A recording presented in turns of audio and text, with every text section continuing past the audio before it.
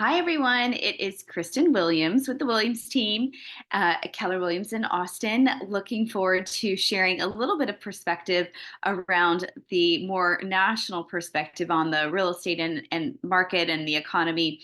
I just came back from our annual convention with Gary Keller and have some just more national economics to share with you. So one of the things that I always appreciate about what Gary brings to the table when he shares what's going on in the economy is he always looks at perspective, and he always looks at historical patterns. So we talk about mortgage rates, which is a highlight that a lot of people like to have the conversation on because it's in headlines a lot, right? Where are we with mortgage rates?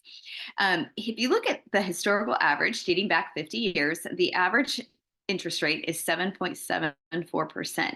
Currently, our interest rate is 6.75%. And that is, varies slightly and depending on how much you're putting down and what your credit score is. But in general, the current interest rate is not higher than the historical average over the last 50 years.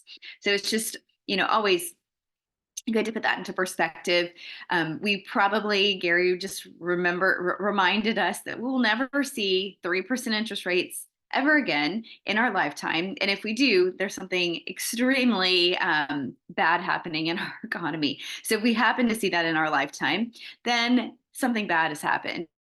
So we likely won't ever see an interest rate like that again. I mean, that's his prediction. So he said, get over the old interest rates that you had the last 10 years and just kind of get used to the new normal is interest rates in the 6% range. They might go into the 5% range, but probably not significantly below that. And that is our normal. And we have to accept that and be okay with that and move on. So it's just always good to hear Gary's perspective on mortgage rates.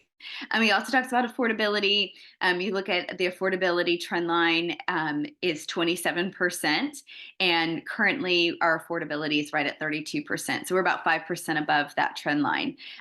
Yet, if you layer in consumer sentiment measures how many people think it's a good time to be a home buyer or not a good time to be a home buyer. And consumer sentiment was at an all-time low in June of 2022, and now it is much higher. It's not an all-time high necessarily, but it's up 29 points. But ironically, if you look back at June of 2022, mortgage rates were still lower than they are today. They had been steadily climbing, but they hadn't gotten to their highest heights. And home values had dropped some.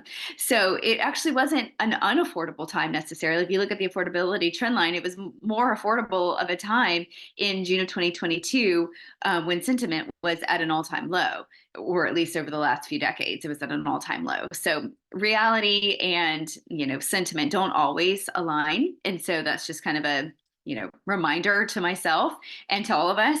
And then we looked at a lot of other notable statistics, and I'm going to share some of those detailed out in the text here, but don't want to make my video way too long. So overall, we are here to help you with a strategy. We always tailor our conversations with each of our clients and put together a tailored plan that's very strategic for each individual client. So if you have any questions about the market, the housing, your personal investments, anything that you're planning on doing, please reach out to us and we'll set up a strategy session and do that. This spring, we're starting to get really busy, and locally in the Austin market, we really are starting to see things pick up, and multiple offers on the last 2 listings that we launched over the last few weeks, and lots of activity and showings on our listing. So we're really starting to see the corner being turned, at least in the Austin market. But just generally, nationally, economics are still fairly good in the housing market and in the economy overall. So just wanted to bring that to you. If you have any questions about anything, feel free to reach out, and hope you guys have a wonderful weekend ahead.